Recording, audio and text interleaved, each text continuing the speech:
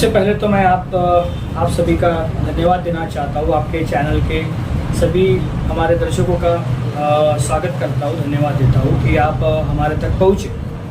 मैं टेकराज उर्फ विक्की शिवराम बेलखोड़े, मैंने नागपुर लोकसभा 10 प्रत्यक्ष के तौर पर नामांकन दर्ज किया है और मैं बहुजन मुक्ति पार्टी का पुरस्कृत उम्मीदवार हूँ, जिसका चुनाव चिन्ह खटिया है। और हम इस लोकसभा क्षेत्र के चुनाव में इसीलिए खड़े हैं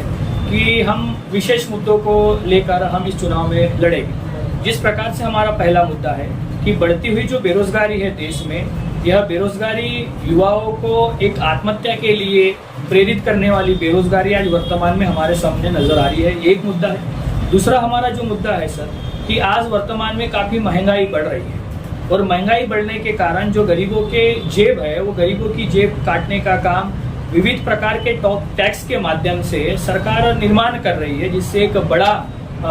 गरीबी तबका जो आर्थिक दुर्बलता के कारण हमारे सामने नजर आ रहा है। तीसरा जो हमारा मुद्दा है सर, कि हम ओबीसी की जाति निहाय जनगणना का मुद्दा हम लेकर काम कर रहे हैं, जो कि लास्ट टाइम आखिरी बार गुलाम आजाद में अंग्रेजों ने 1931 में की थी जाति निहाय जनगणना, लेकिन कास्ट बेस्ड सेंसेक्स ओबीसी का अभी तक किया नहीं गया। ये हमारा महत्वपूर्ण मुद्दा है। साथ ही हमारा जो मुद्दा है कि वर्तमान में जो महिलाओं का जो सशक्तिकरण का मामला है, कि बेटी बचाओ बेटी पढ़ाओ को लेकर जो मामला है, तो वर्तमान सरकार यह बोलने में अलग जाहिर कर रही है और उसका अगर ग्राउंड लेवल पर अगर देखा जाए तो वह हमें अलग उसका चित्र दिख रहा है। तो यह सारे मुद्दे हैं। इसके अलावा हम 15 मुद्दों को लेकर, बेसिक मुद्दों को लेकर मैदान में उतरे हुए हैं। सबसे पहली बात है कि जो सरकारी कंपनियां हैं, जो सरकार ने एलपीजी के कारण, लाइब्रेराइजेशन, प्राइवेटाइजेशन और ग्लोबलाइजेशन के कारण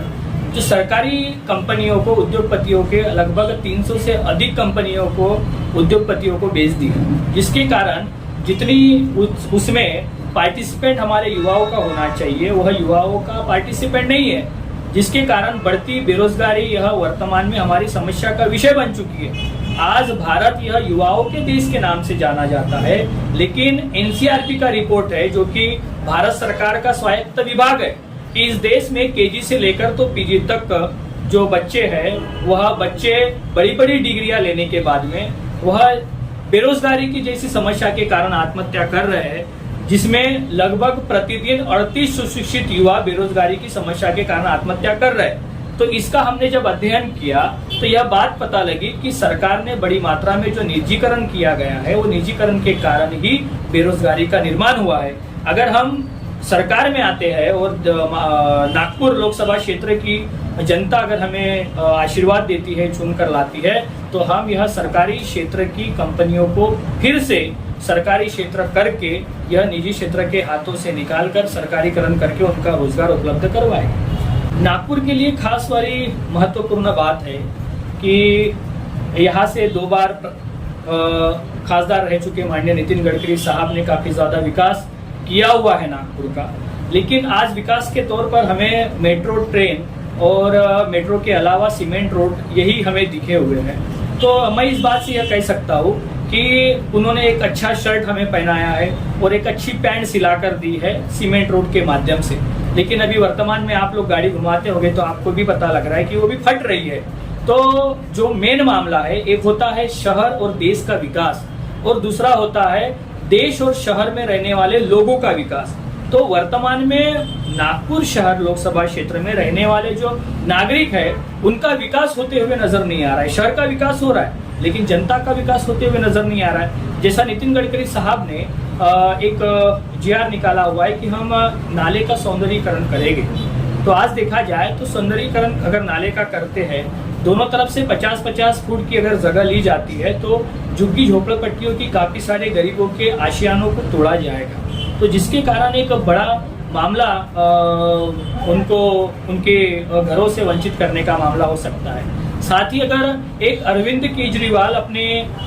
दिल्ली में अगर इलेक्ट्रिसिटी को फ्री कर सकता है, तो क्यों ना हमारे नागपुर में इलेक्ट्रिसिटी फ्री होनी चाहिए। क्यों ऐसा? तो नागपुर सिटी में, नागपुर शहर में जो बिजली निर्मित होती है वह पश्चिम महाराष्ट्र में जाती है और पश्चिम महाराष्ट्र में जो बड़े बड़े उद्योग जो कारखाने निर्माण हो रहे हैं, यहाँ से सप्लाई करने के बाद में उनके कारखानों का जो यूनिट बिल है वो कम होता है और नागपुर शहर के लोगों को ही उस यूनिट बिल का ज्यादा राशि में पे करना होता है। तो यह काफी गंभीर मामला है और वर्तमान में अगर हम देखेंगे तो वर्तमान में काफी समस्या युवाओं के, बेरोजगारों की नागपुर में भी दिख रही है। और सबसे बड़ा मुद्दा यह है कि नितिन गडकरी जी केंद्रीय मंत्री और महाराष्ट्र के उप मुख्यमंत्री ही नहीं तो वह गृह मंत्री खुद है माननीय देवेंद्र फडणवीस जी, इनके शहर में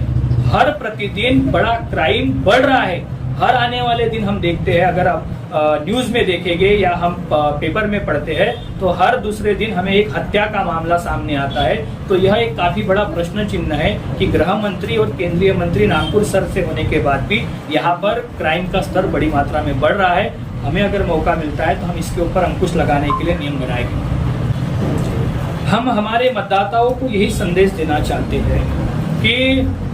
हमें अगर नागपुर लोकसभा क्षेत्र का मतदाता अगर आशीर्वाद देता है और वह हमें वोट देता है तो हम जो संविधान में जो इस देश के जनता के लिए, इस देश के नागरिक के लिए जो मूलभूत अधिकार है, जो फंडामेंटल राइट्स है कि इस देश के नागरिक को शिक्षा मिलनी चाहिए, रोजगार मिलना चाहिए, उसको उपचार मिलना चाहिए, तो यह मामला, यह एक गंभीर मामला, इसको इम्प्लीमेंट करने का काम हम बड़े लेवल पे करेंगे। साथ ही जो फंडामेंटल राइट्स है जैसे कास्ट पे सेंसेक्स है कि ओबीसी की जाति निहाय जनगणना होनी चाहिए, एससी एसटी के बच्चों के लिए जो स्कॉलरशिप रोकी जा रही है, एससी एसटी के बच्चों के लिए जो कॉलेजेस है और हॉस्टल्स है इसको बड़ी मात्रा में बंद किया जा रहा है, तो उनके लिए यह संवैधानिक मुद्दा हम उठाएंगे। साथ ही महिला सशक्तिकरण का मामला है, बेटी बचाओ और बेटी पढ़ाओ की बातें इस देश में की जाती है और मनीषा वाल्मीकि जैसी बच्ची का जब हाथरस में जब बलात्कार करके वहां के हत्यारों को और बलात्कारियों को छोड़ा जाता है, तो यह मामला एक बोलने के लिए कुछ है और दिखने के लिए कुछ है, ऐसा नहीं होना चाहिए। तो महिलाओं के सशक्तिकरण का मामला भी हम बड़े लेवल में खड़ा करेंगे, उनके लिए सिक्योरिटी बनाएंगे। साथ ही जो वर्तमान में जो जातीय और जो धार्मिक द्वेष बड़ी मात्रा में फैलाया जा रहा है, उस जातीय द्वेष और धार्मिक द्वेष के कारण आज भारत में एक बड़ी मतभेदों की खाई निर्माण आ रही है। इंसान के साथ में जाति और धर्म के आधार पर भेदभाव कर रहा है। आपको पता होगा कि 8वीं क्लास का बच्चा पानी पीने के लिए मटके पर गया तो उसके शिक्षक ने उसकी हत्या कर दी, उसको मारा। तो यह मामला एक बताने के लिए कुछ है, करने के लिए कुछ है। तो हम अगर चुनकर आते हैं, हमें अगर जनता अगर आशीर्वाद देती है तो हम इस देश में समता, स्वतंत्रता, बंधुत्वता और न्याय प्रस्थापित करने के लिए संसद में आवाज उठाएंगे और उसके लिए काम करेंगे।